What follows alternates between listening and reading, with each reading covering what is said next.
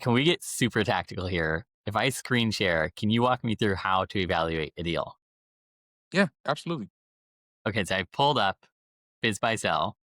Let's take the first Awesome. one here. Street sweeper in Phoenix, Arizona. How would you look Yep. at this and decide whether this is worth considering or not at all? First off, Nate, if you ever want to buy a business, please come to me because this is the kind of energy that I wish more people had. Pull the gosh darn website up and let's look. So before I even do it on this deal, let me talk about what I believe and what I don't believe in these postings. Revenue off after 15 years of doing this, revenue is typically within 5% accurate, right? Profit is probably within 20 to 30% accurate. And the blurb here is probably directionally correct, but probably has a couple of fibs in it. So that's my mindset when I go into it.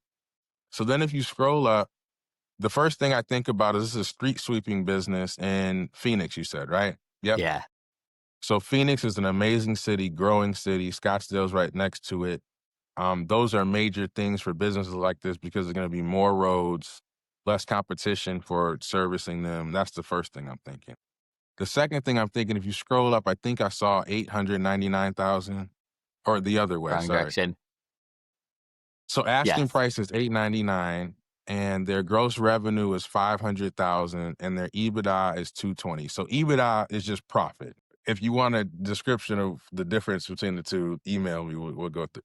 EBITDA is profit. So I'm looking at that and saying that's probably plus or minus 20 or 30%. So let's call that about 200,000. And what they want is 900,000. So it's 4.5 times. That's an expensive price for this business. So my next thought is what would make a business this small worth this much? And it's going to go back to something I said earlier.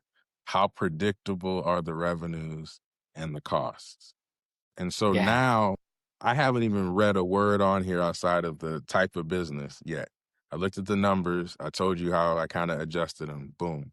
So now I'm going to read what they say. Serving 135 Phoenix Metro industrial, commercial, professional, medical, and retail properties.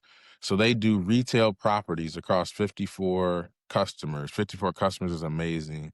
25 year-over-year growth. Services blend includes parking lot, street sweeping, pressure washing, and they're showing the percentages. I believe that because you typically just export that from whatever system you're using, your CRM, for instance.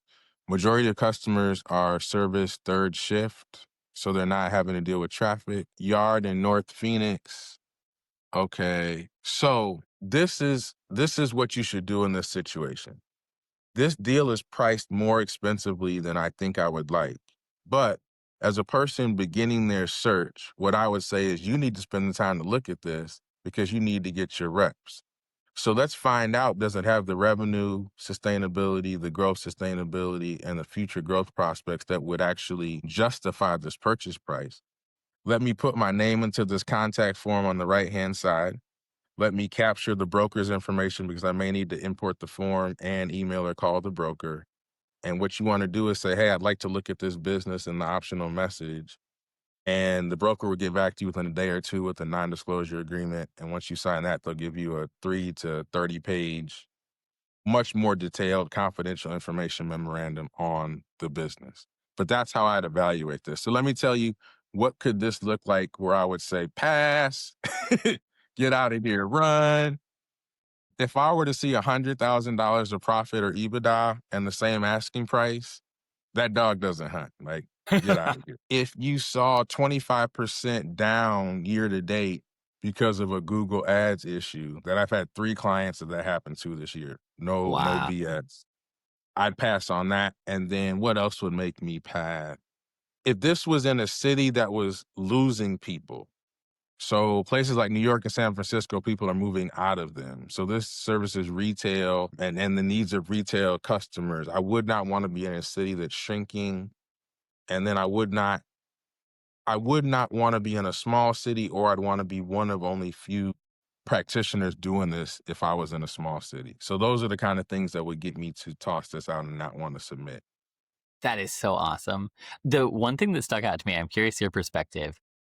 Relatively low EBITDA, 25% year on year growth. It started in 1987. That sounds to me like it's been really small for a long time if it's only this big now and it just grew 25% year on year. Does that sound right? as a way of thinking about it, or would you look at it Yeah. differently? Yeah. So you touched on so many great things. My buddy Kevin Dahlstrom was on here recently. Yes. And one of the things that he's really big on, and so am I, is lifestyle planning in the context of your business.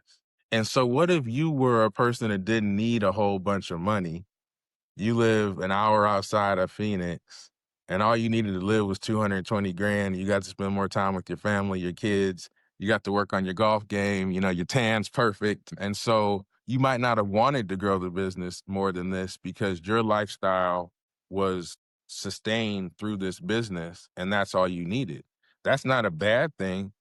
In fact, one of the businesses I'm working with the client on now, it's a plumbing business that actually is down this year relative to last. Some poor marketing moves, some poor execution moves, but my client wants to get in the game, so the EBITDA is lower and it's easier for them to buy. And the seller is an amazing person, knows all their numbers. People that are great make mistakes, and he's going to stay on and help my clients grow the business because he's not old enough to retire, and because his business is down, he's not going to make as much money off of it. And so that's not necessarily a bad scenario. In fact, the thing that I would think about that is, what could I do with this business with fresh legs? There's probably a $30 million revenue street sweeping business in Phoenix. And why can't I compete with them and take some of their business if my goal is more cash flow oriented than the other person? The other way to think about this is, maybe you're like Elliot and Kevin and you want a lifestyle business and you're like, hey, if I can pull out 220 grand for the next 20 years, and not have to create anything new and not reinvent the wheel, sign me True. up. True. That's awesome.